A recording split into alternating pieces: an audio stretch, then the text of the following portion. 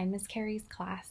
I'm Mallory. I'm from the Quine Street Project, and I am here to bring drama into your classroom. And I understand that we were working on, Miss Carey's class, we were working on The Day the Crayons Quit, but we have actually changed the story for all of the lower grades to be Rosie Revere Engineer, and I've actually recorded myself reading that story, so if you wouldn't mind watching that before we get into the rest of the lesson, that would be awesome. Today we are going to work on movement and beginning, middle, and end, and so we'll be working on that with Rosie Revere Engineer.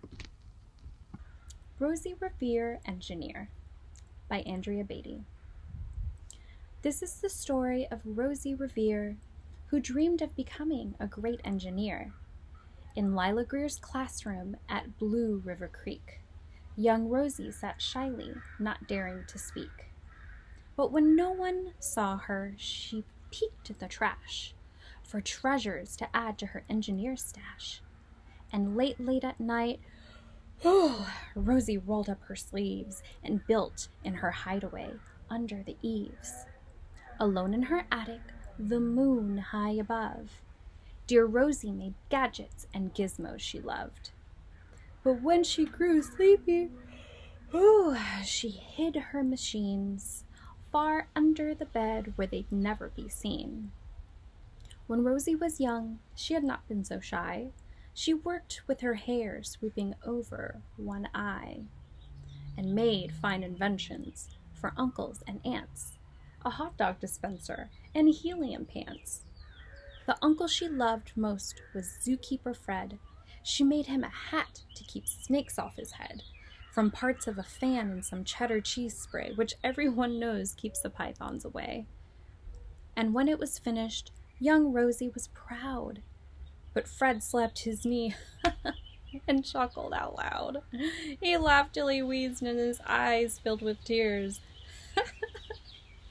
All to the horror of Rosie Revere, who stood there embarrassed, perplexed, and dismayed. She looked at the cheese hat and then looked away. I love it, Fred hooted. Oh, truly I do. But Rosie Revere knew that could not be true. She stuck the cheese hat on the back of her shelf, and after that day, she kept her dreams to herself.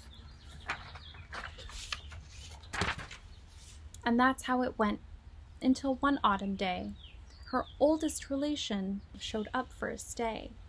Her great-great-aunt Rose was a true dynamo who worked building airplanes a long time ago.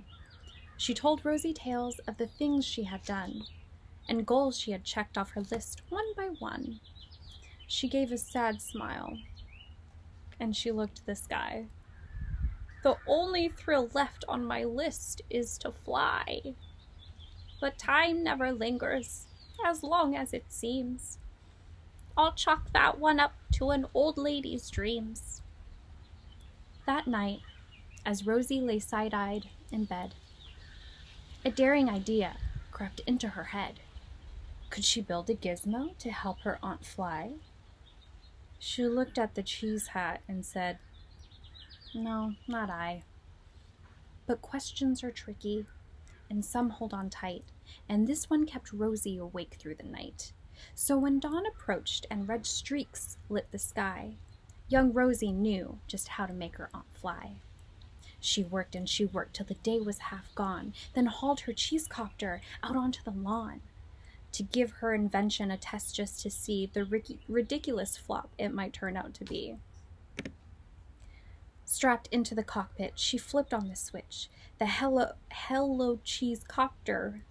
Strapped into the cockpit, she flipped on the switch. The Helio Cheese Copter puttered and twitched.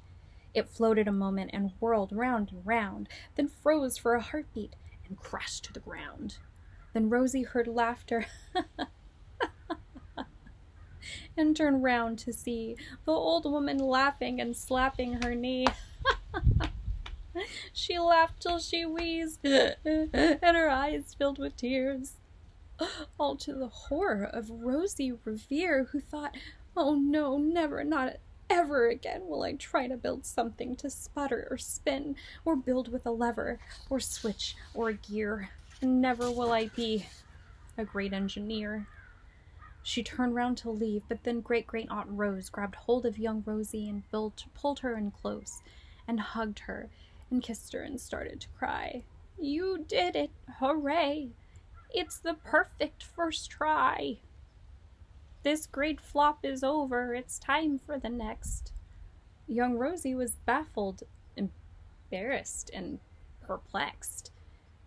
I failed, said dear Rosie. It's just made of trash. Didn't you see it? The cheese copter crashed. Yes, said her great aunt. It crashed, that is true. But first it did just what it needed to do. Before it crashed, Rosie, before that, it flew. Your brilliant first flop was a raging success. Come on, let's get busy on to the next. She handed a notebook to Rosie Revere, who smiled at her aunt as it all became clear. Life might have its failures, but this was not it. The only true failure can come if you quit. They worked till the sun sneaked away to its bed. Aunt Rose tied her headscarf around Rosie's head and sent her to sleep with a smile ear to ear, to dream the bold dreams of a great engineer. At Blue River Creek, all the kids in grade 2 built gizmos and gadgets and doohickeys too. With each perfect failure, they all stand and cheer, but none quite as proudly as Rosie Revere. The end. So today for lesson 3, what we'll be working on, it's actually kind of lesson 3 and 4. What we'll work on is movement, and we'll work on beginning, middle, and end, and kind of explaining what that means for you and for storytelling and for drama. But first, before we do that, I would like to review what we learned in your class before. So I guess last week for lesson 2, what we learned was tools of an actor and what it means to be a part of an ensemble, or what ensemble means. So the 3 tools of an actor, if you remember what that is, go ahead and say that out loud right now. What are the 3 tools of an actor? You have them on you already. Don't need anything else to tell the story, technically. What are the 3 tools of an actor, which is you? All right, so the 3 tools of an actor, and we can do this together. The 3 tools of an actor are your body, your voice, and your imagination. Again, the 3 tools of an actor are your body, your voice, and your imagination. And these 3 tools help the actor, which is you, tell a story. And that's what drama is. Drama is telling a story using those tools that you have. So that's the 3 tools of an actor: your body, your voice, and your imagination. Another word that we learned last week was ensemble. ENSEMBLE. Do you remember what ensemble means? If you do, you can go ahead and say it out loud. Ensemble means together. More specifically, working together. So people who are a part of a play, if they're working with a theater company, they usually call themselves an ensemble, and it means that they work together to bring these productions and to bring these pieces and these plays and these stories to life. They have to work together, right? So working an ensemble isn't just in the theater. Working in an ensemble is also in a dentist's office. So you have the dentist, you have the person in the front. Sometimes you have an anesthesiologist, someone who might give you the medication so that they can do surgical procedures. What's another ensemble that we can think of? Baseball team. Can't play baseball by yourself, right? So you have the outfield, you have the umpire, you have the person who's up to bat and who's hitting, you have the pitcher, you have the coach. So that's another modern, or I guess real day example of an ensemble is a baseball team. So again, ensemble means working together. Ensemble means working together. All right. Now that we have reviewed what we learned last week in lesson 2, I want to introduce a couple of new words to you. And that first word, which I might have gone over last week, that first word is pantomime. Pantomime. Pantomime. And this all has to do with movement, right? Today we're talking about movement. So pantomime is a moving picture. So if I were a moving picture of a baseball player, we were just talking about baseball, right? So if I were a moving picture, if I were a pantomime of a baseball player, it would look like this. And again, with pantomime, you're not supposed to use your words.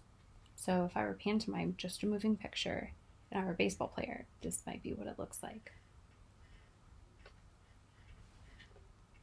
Or maybe hold it like an actual baseball player. Right? Or if you're doing it the other way. That's a moving picture of a baseball player, apparently. Or if you're an umpire and you're catching the ball, this might be what it looks like. And you have a mitt. Or if you have the pitcher, that's pantomime. Pantomime is a moving picture. The other word I would like to go over as far as movement goes is tableau. And a tableau is a frozen picture. Again, a tableau is a frozen picture. Pantomime was a moving picture. Tableau is a frozen picture. So if I were a tableau, which is a frozen picture, of a baseball player, this might be what it looks like. If I'm the pitcher, it might be like this. I'm in the middle of throwing the ball, right? Or like this. Or if I were the person up to bat, I might look like this. Right? So again, a tableau is a frozen picture. And we'll do an activity to animate that and to show you what that might be. Now, what is the difference between a moving picture and a frozen picture? What's the difference between tableau and pantomime? So pantomime is a moving picture and tableau is a frozen picture. So both of them are supposed to kind of give you a look at what the story might be like, right? But they're different because in one you're moving and in one you aren't. So make sure that before we go forward in this lesson that you watch the Wuzzy Revere engineer video. And before we get into these games and our activities, we are going to warm up first. So it's so important that when you are an actor, you warm up the tools that you have. So we're going to be warming up our voices, we're going to be warming up our bodies, and we're going to be warming up our imaginations. It's kind of like when you're an athlete, right? And you have to warm up, you have to exercise, you have to practice in order to be good at it and to make sure that you don't get injured. If you are using your voice without warming up, you could injure your vocal cords. If you are moving your body too much or in a weird way without warming up, then you could injure your muscles.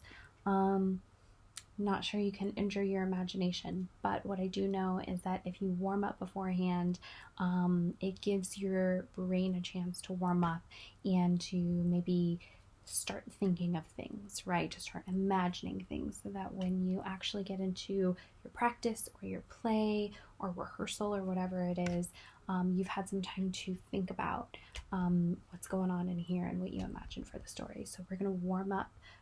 You can stay seated for this warm up, but definitely take this time to use your energy and move your body around.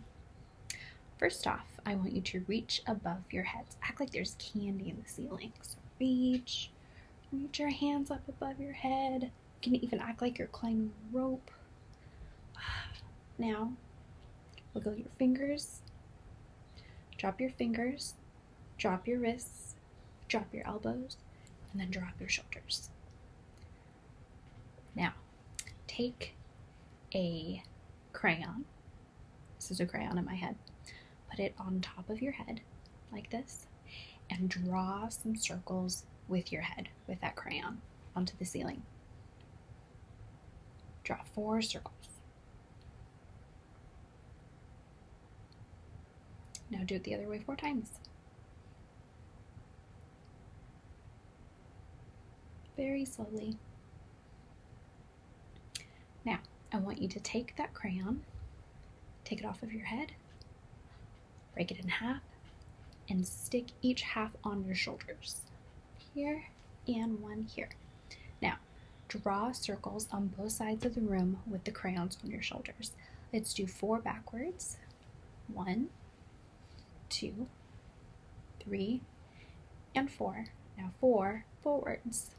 1, 2, 3, and 4. Just heard some bones cracking. Okay, now take these crayons, put them back together. Just put it away for now. Set it to the side. Now, I want you to give me a superhero chest. So what does a superhero chest look like? For me, a superhero chest is nice and big and proud and powerful. So let's do superhero chest. Now let's do a villain chest. Villain kind of just gets small and tiny and evil, right? Now let's go back to superhero chest. Big and proud and out, and then villain chest. And small. Shrink. Now superhero chest again. Now villain chest. Superhero chest. Now villain chest. Oh, okay, good job. Now, I want you to create a ball of energy in between your hands like this. So clap your hands, use your hands. Now clap them together and create a warm ball of energy until it becomes nice and warm. Okay, now wake up your body with this ball of energy. Start off with your head, back of your head, your face, your arms, shoulders. Let's go to your chest. Go like this. Ah. Now go to your belly and your back and your hips and your thighs. Now your legs and your calves, even to your feet.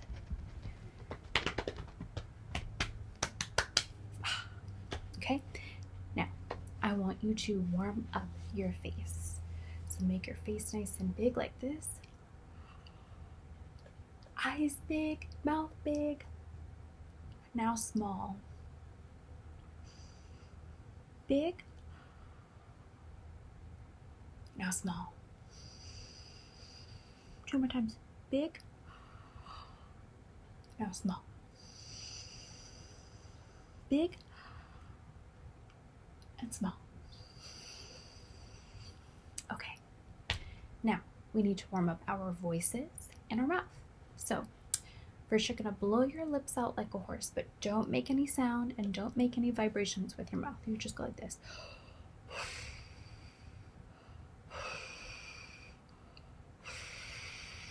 Now you can play with sound and vibrating your lips. Play with some sound.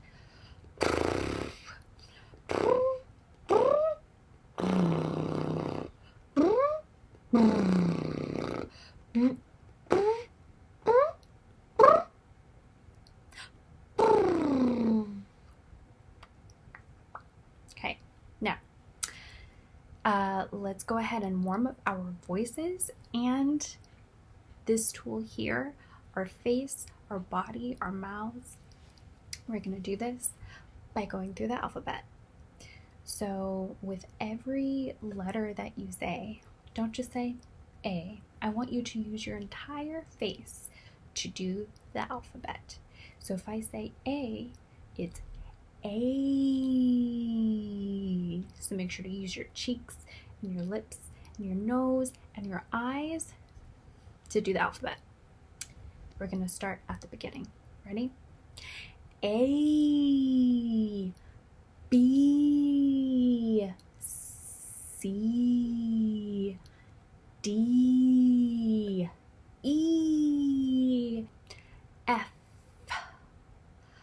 G, H, I, J, K, L, M, N, O, P, Q, R, S, T, U, V, W, X, Y, and Z. So hopefully your cheeks are all warmed up and loosened now. Now, let's get into some tongue twisters. I have a couple for you. If you know them on your own, you can do your own, but I'll start off with a couple. Unique, New York. You know, you need, unique, New York. Now say it again with me. Unique, New York. You know, you need, unique, New York. I say it a little bit faster. Unique, New York. You know, you need, unique, New York. Unique, New York. Unique, New York. You know, you need, unique, New York. You know, you need, unique, New York. Unique, New York. Unique, New York. You know, you need, unique, New York. Now let's try this next one. Fuzzy Wuzzy was a bear. You might know this one already. Fuzzy Wuzzy had no hair. So Fuzzy Wuzzy wasn't very fuzzy, was he? Let's do it a little bit faster. Fuzzy Wuzzy was a bear. Fuzzy Wuzzy had no hair. So Fuzzy Wuzzy wasn't very fuzzy, was he? Fuzzy Wuzzy was a bear. Fuzzy Wuzzy had no hair. So Fuzzy Wuzzy wasn't very fuzzy, was he?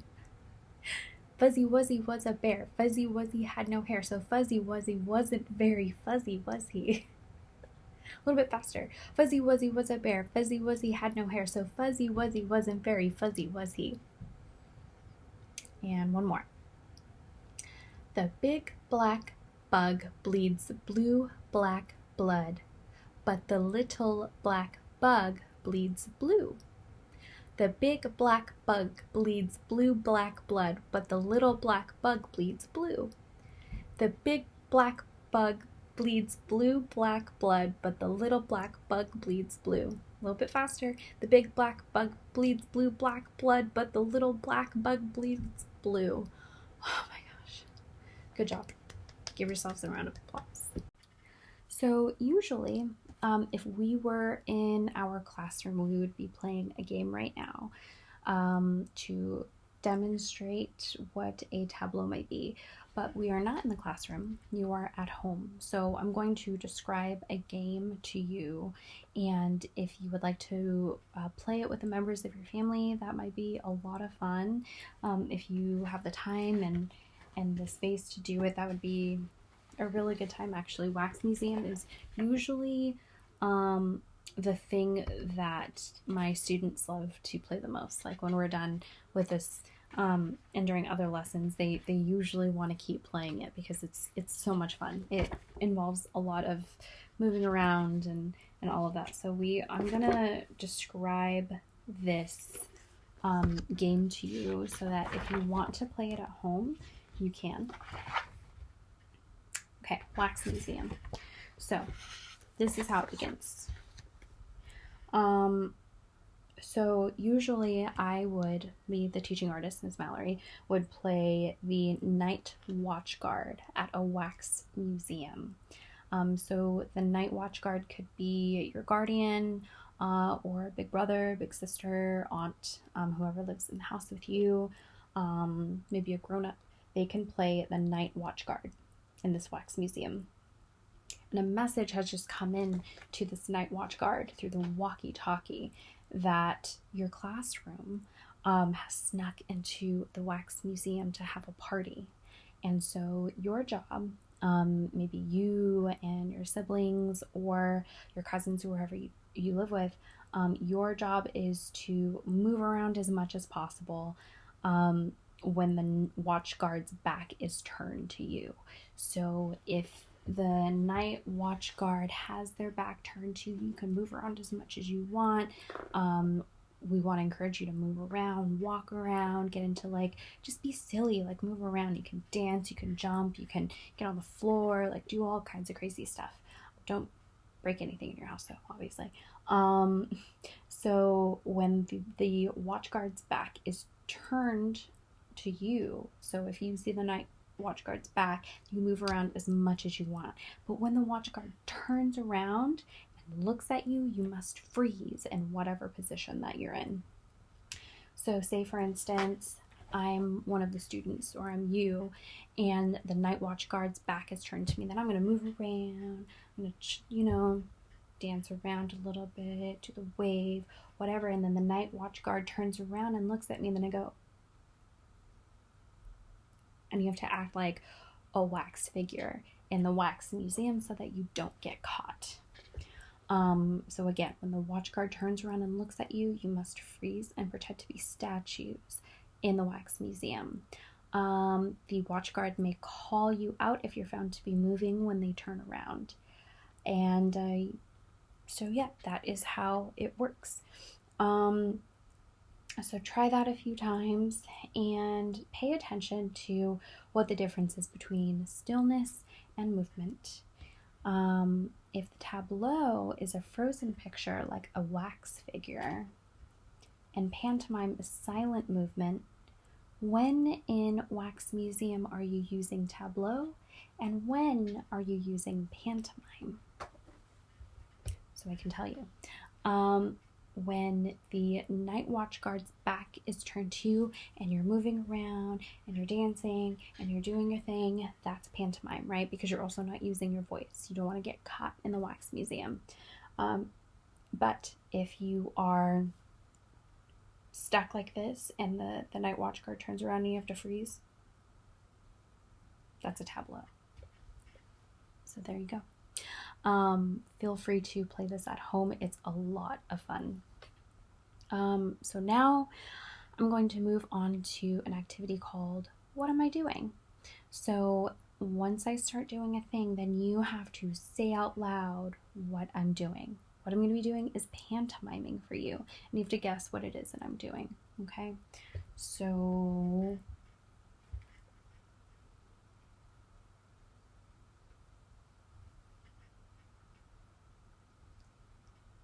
what am I doing? What was I just doing? What was I pantomiming for you?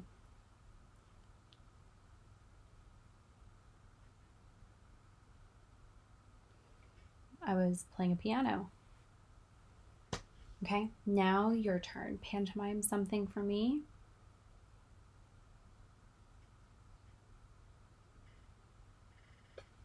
Cool. Good job. I'm going to do something else now. Let's see, what am I going to do? What am I going to act out for you? Okay.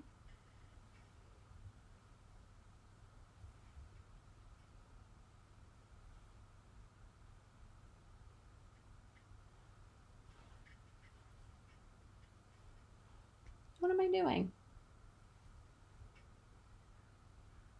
Am I putting on makeup? Am I singing? No, I was brushing my hair. I'm going to do one more, and you have to say out loud what it is that I am doing.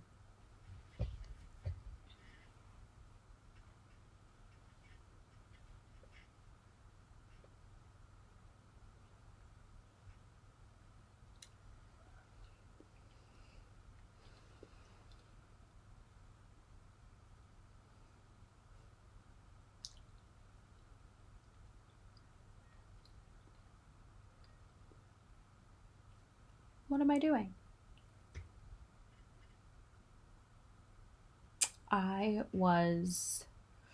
See, in my head, I thought maybe I was cutting a chicken. I think that's more so cheese, right? It's small. I'm kind of picking it up like this. I was cutting cheese, and then I ate it. That's what I was doing. So that is a way that you can pantomime. So when you act out the things that you're doing without using your words, that is pantomiming. Okay, now we are going to go into an activity called Magic Rocks. So, when I say magic rocks, you turn into a magic rock.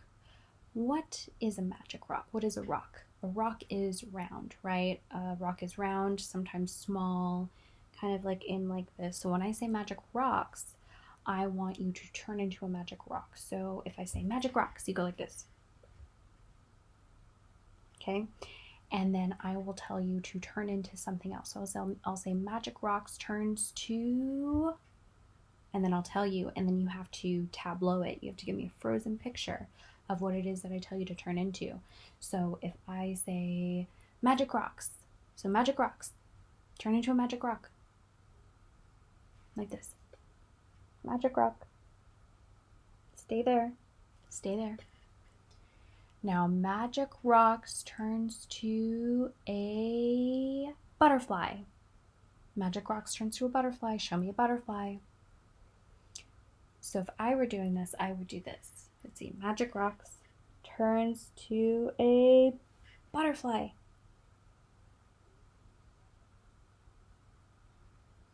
Is that a butterfly? That looks right, right? Okay.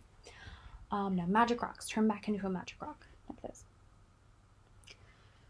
Okay, now magic rocks turns to a giraffe.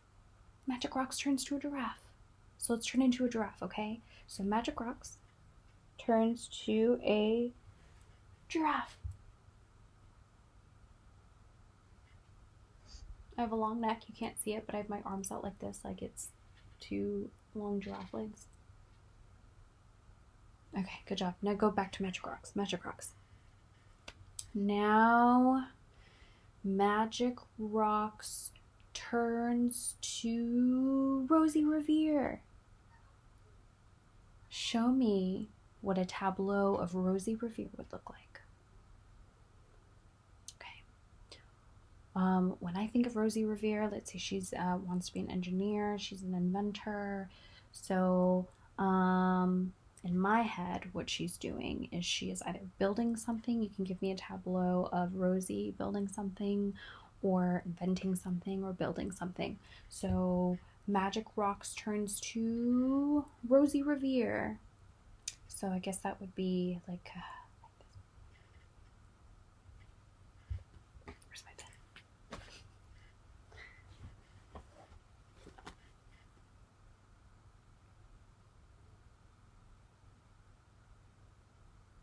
So that could be a tableau of Rosie Revere. Or if you wanted to do something more active, so Rosie could also look like she's fixing something. So you could do Rosie Revere, and it could be like this.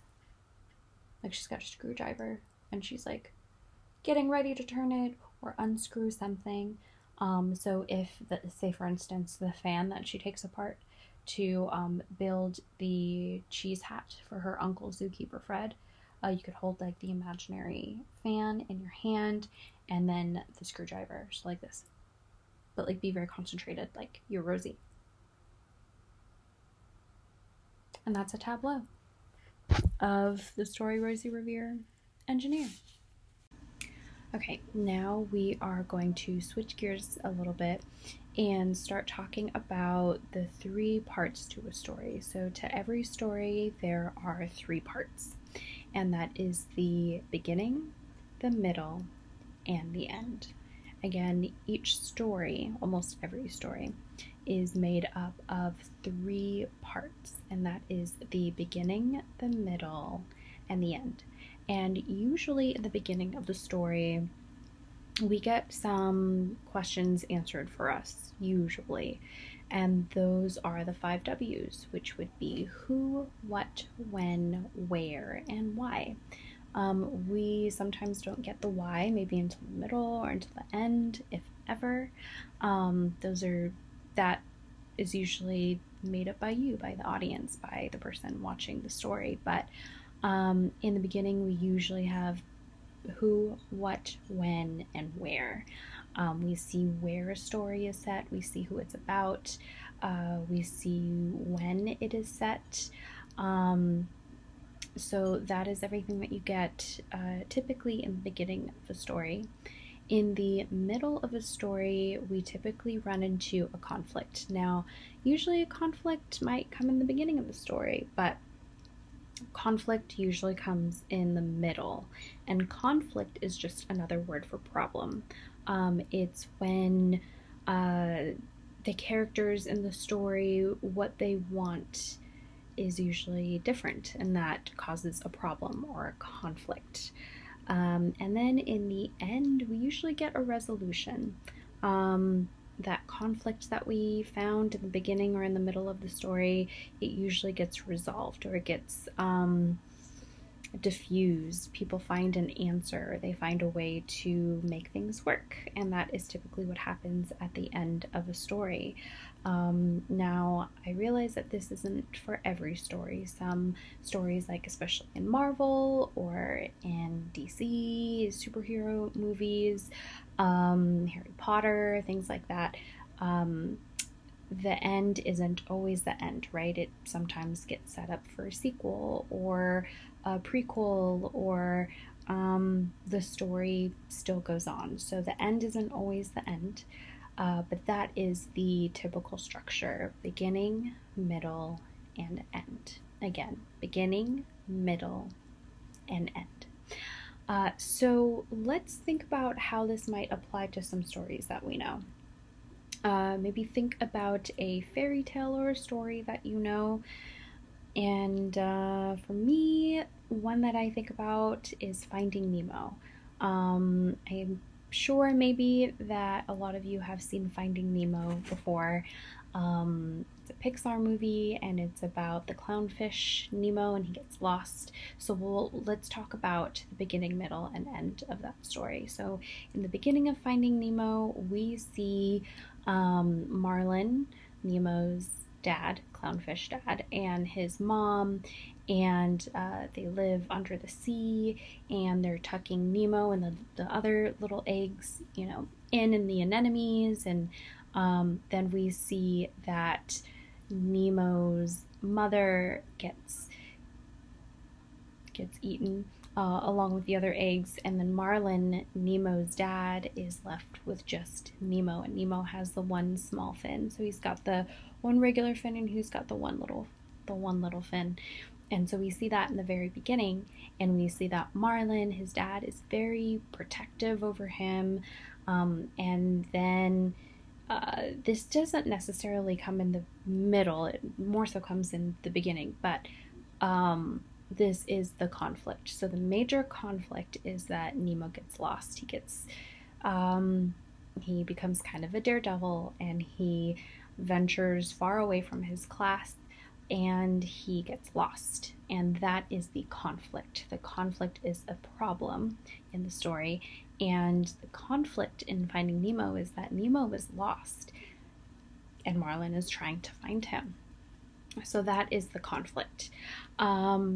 In the very end, and again, this is before the sequel, but in the very end, they are reunited. Marlin and Nemo are reunited, and they find each other again after Marlin searches the ocean, and they end up in Australia, and all this crazy stuff happens, and they finally find each other, and that is the resolution at the end of the story. Now, it also ends with Nemo's fish friends in plastic bags in the sea after escaping, I think, the dentist's office in Australia. So it kind of does set up for the sequel and for a continuing story. And that's what I mean by not all stories have like a definitive end, but it ends in some way. And that end is the resolution. So Nemo and Marlin find each other. So let's talk about beginning, middle, and end in Rosie Revere, engineer. So in the beginning of the story, we see, grab my story. In the beginning of the story, we get introduced to Rosie Revere. So it says, this is the story of Rosie Revere. So that's already one question that's being answered for you. That's who. This is the story of Rosie Revere, who dreamed of becoming a great engineer. And we already know what it's about. She wants to become a great engineer. In Lila Greer's classroom at Blue River Creek, young Rosie sat shyly, not daring to speak. So that is where it's set. So it starts in Lila Greer's classroom at Blue River Creek. Now we don't really know where in the world that might be, but at least we have one setting, and that is the where. Lila Greer's classroom at Blue River Creek. So we have who, what, when. We don't really know when, but it does mention that late at night, Rosie rolled up her sleeves and built in her hideaway under the eaves, alone in her attic, the moon high above. So we do know that it's at nighttime that Rosie really starts to get creative, and that she starts to create things and starts to invent different things. So while she does sit in a classroom, which means that it starts out in the day, but then it starts talking about her making her inventions at night because the moon is high above. Who, what, when, where, why. We kind of find out why a little bit later, and we'll talk about that in a little bit. So in the beginning, we see that Rosie Revere is in the classroom. We see her peeking in the trash for treasures to add to her engineer stash. And then in the middle, the conflict in the middle is that Rosie's hat invention that she makes for Zookeeper Fred does not work. And so that would be the conflict, because she worked really hard on this invention and it didn't work, and she's feeling down about it. So that is the problem. We can't just end there, right? So that brings us to her building the she wants to build an airplane for her aunt, and then at the end we have a resolution, right? So while it doesn't really feel resolved, because Rosie didn't necessarily build something that we see, the cheese copter, it crashed, so it's not necessarily a resolution, but what we do find a resolution for is Rosie feeling like she had failed, and she gets down about it. And her aunt, her great aunt Rose, told her that the only way that she can fail is if she quits. And so that's the resolution, is that Rosie learns that you only fail if you actually quit. If you keep going, it's not that you failed necessarily, especially if you just keep trying. But at the end of the story, it says they worked till the sun sneaked away to its bed. Aunt Rose tied her headscarf around Rosie's head, sent her to sleep with a smile ear to ear, to dream the bold dreams of a great engineer.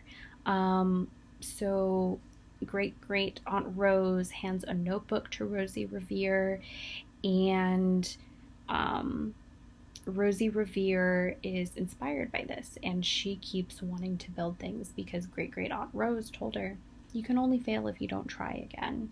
So it says at the end, at Blue River Creek, all the kids in grade 2 build gizmos and gadgets and doohickeys too. With each perfect failure, they all stand and cheer, but none quite as proudly as Rosie Revere. So at the end, we feel better, right? We feel resolved that Rosie's going to keep on trying to build things. She's not just going to quit at the cheese hat or at the cheese copter. So that's a resolution for that. So think about beginning, middle, and end. Think about the beginning, middle, and end of each story that you come across in the next week. And just think about any movies that you watch, any stories that you read or you see on TV. What is it that you find out in the beginning? What problems do you run into in the middle? And what happens in the end to make you feel better to solve that problem? And we will keep working on drama and thinking about ways that we can tell stories. And that's that. So thank you so much. You did such a good job today. On the count of 3, let's say drama class. 1, 2, 3, drama class.